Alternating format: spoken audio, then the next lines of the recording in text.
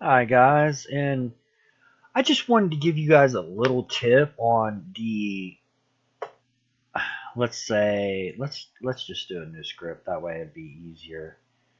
Let's call this a resource loading. Okay.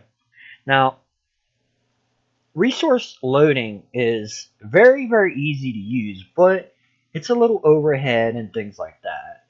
But there's a few things that you can actually do about it. Now, when you go to instantiate objects with resource loading, it's kind of a pain because resource loading, let's just get into here. Okay, and we go public game object, the capital kind, game object, go. Okay, and then we'll have, let's not have anything. Now, let's go into the start right here and go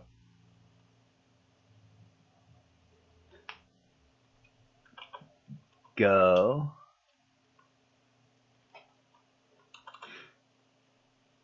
go equals resource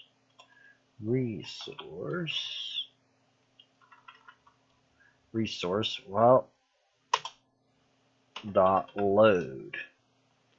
Now it requires a string path. Now you could do an array of objects, but do you actually really need the array of objects? Okay, you just want to load one. Okay, and you want a string, which a string is just one of these. And let's do that, and then you close it. Okay, that's how you can make the go actually load in the scene. Okay, and put what? Oh, you have to cast it as a game object. As game object.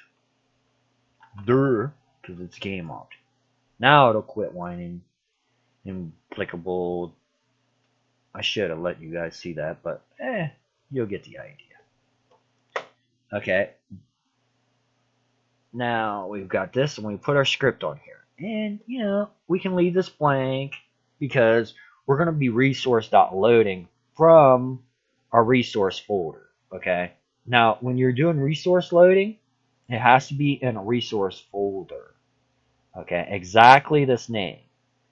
If you spell it wrong in any way, it will fail. Okay.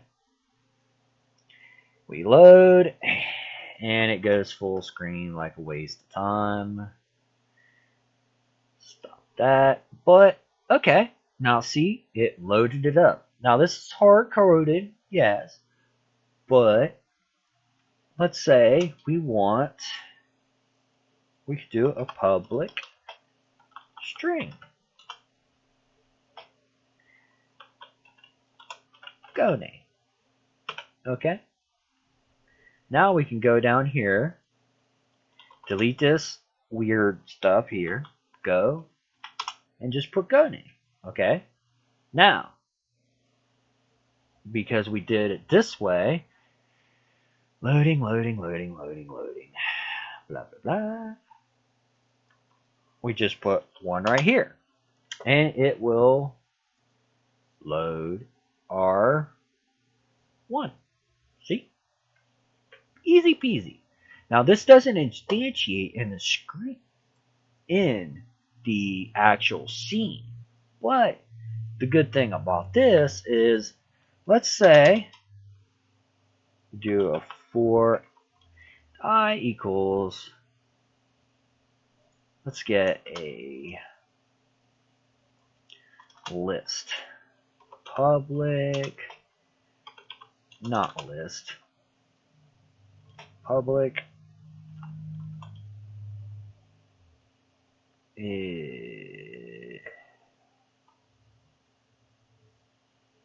let's do a string,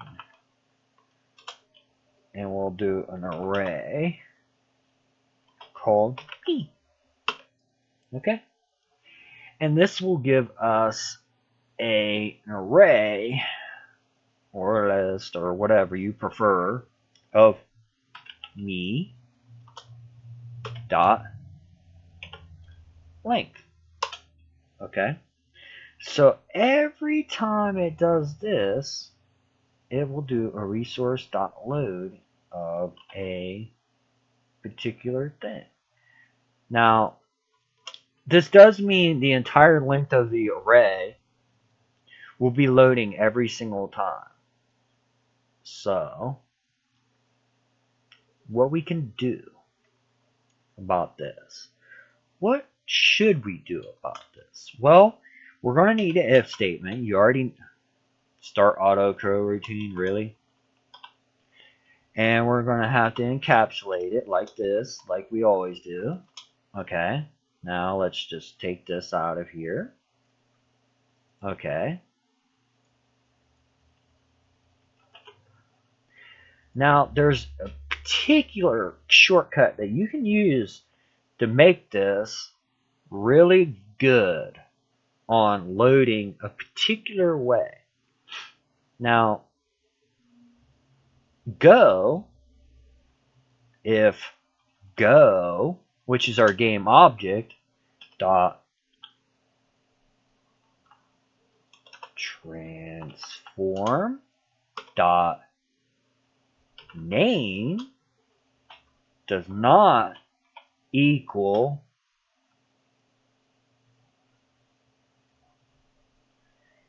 me dot I me dot I yeah, it would be that me dot I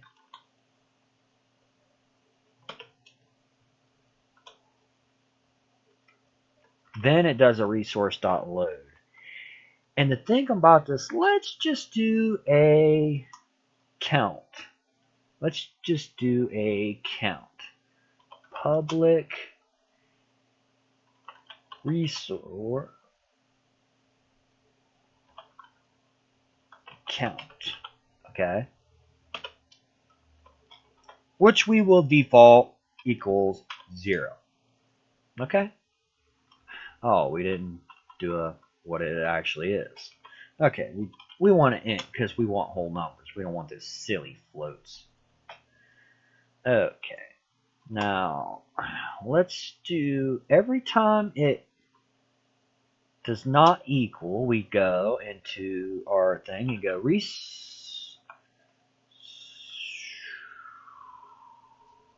resource count plus